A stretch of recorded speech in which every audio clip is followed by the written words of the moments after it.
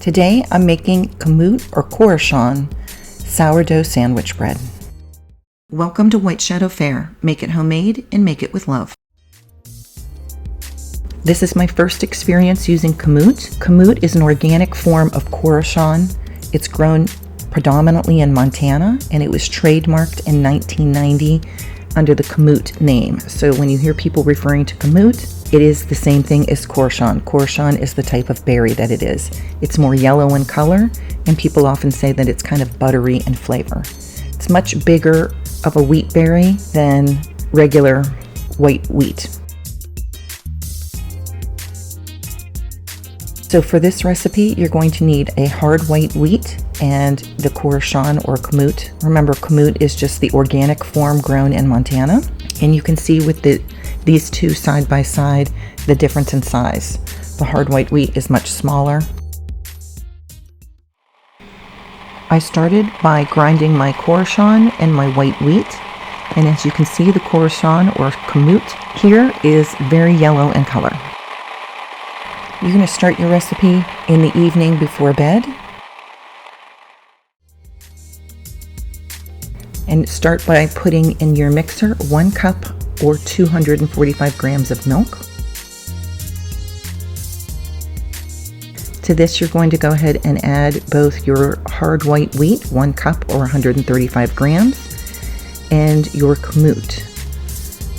That's going to be 2 cups or 270 grams.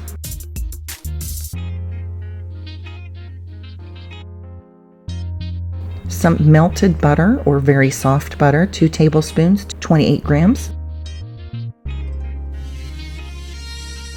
3 tablespoons or 60 grams of raw honey, and my raw honey has crystallized, so it's kind of solid there, but don't worry, it works out just fine. And then you need some active starter, so make sure you have fed your starter earlier in the day.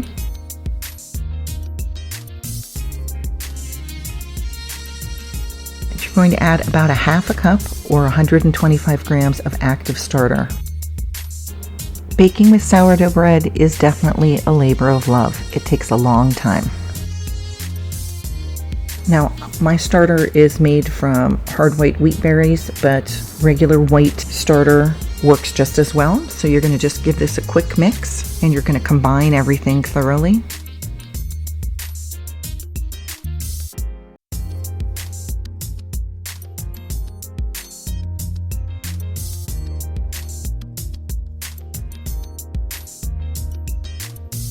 And once you see that everything is well combined, you're going to add 1.5 teaspoons or 12 grams of salt. Now, I've been using Redmond's real salt, and I feel that it's just much healthier for me, but any salt will do.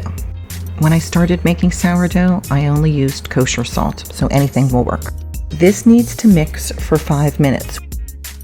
We aren't looking to mix it to get it to be like a regular bread. This is still a sourdough bread, so you're just combining it.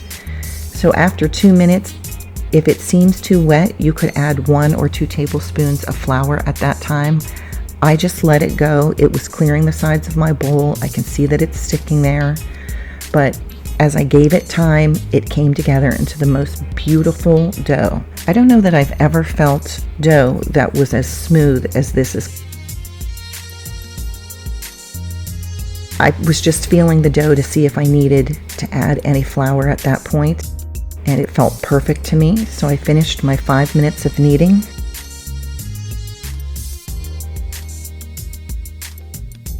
I'm going to check the dough, see how stretchy it is, and it's just an amazing feel to this dough.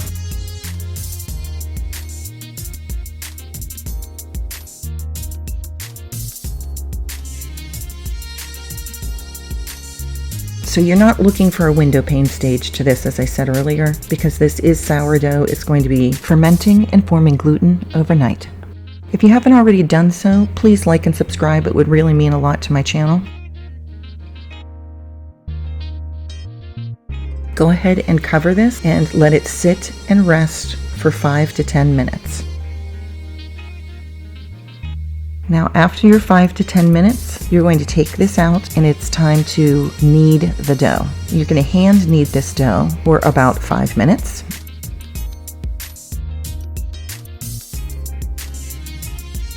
Now this is a brand new recipe to me, so I'm just following along with what was written down. But as you can see here, this is a very stretchy, supple dough. So soft, feels much different than any other dough that I've worked with. And I'm assuming that this is the Kamut or the Khorasan that is doing that.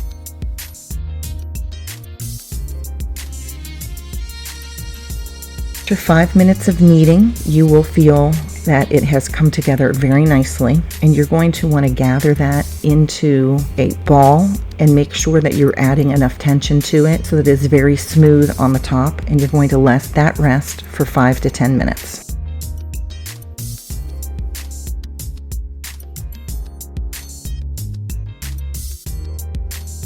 So I just put my bowl over top of it during that time so that it kept it moist, and then you're going to go ahead and shape your dough. Now you're going to be shaping your dough several times, but this is the first time that you are shaping it, and this is going to add a little bit of structure and gluten development.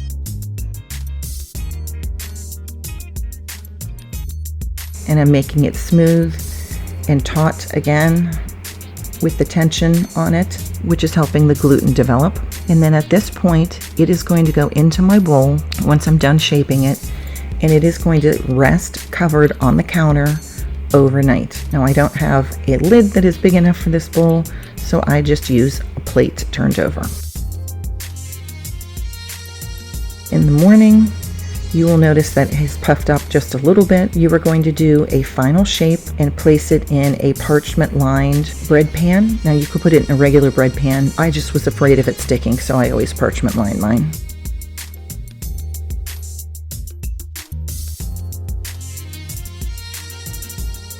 I went ahead and shaped this as I normally shape any loaf of bread, making sure I pinch my seams, just making sure the seams are completely tight.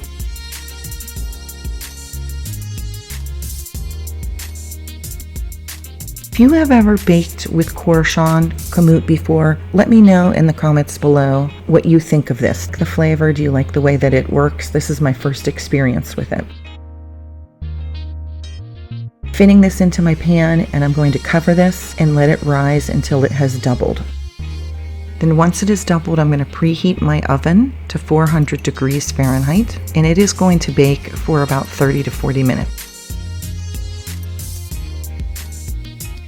Here you can see it has nicely risen, and I am going to score this prior to baking just by doing an easy score down the center of my loaf, giving it room to expand.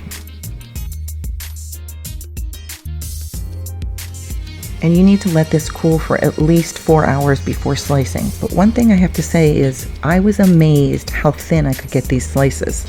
So these would be perfect for sandwiches, so calling it a sandwich bread is fantastic. Now I did eat mine mostly as toast, since we have toast every single morning, and it was delicious. It would make a great sandwich, very sturdy. Some of the other breads that I make seem so soft that sandwiches might not do well on them, but this bread is very sturdy and would hold a sandwich easily. You can make these paper thin slices, or you can make them as thick as you want, and I love that yellow color.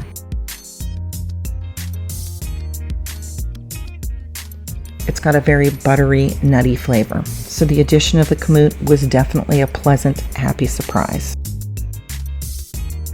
Once again, this is Kamut sandwich bread. It was fun making something new. Thank you for joining me at White Shadow Fair.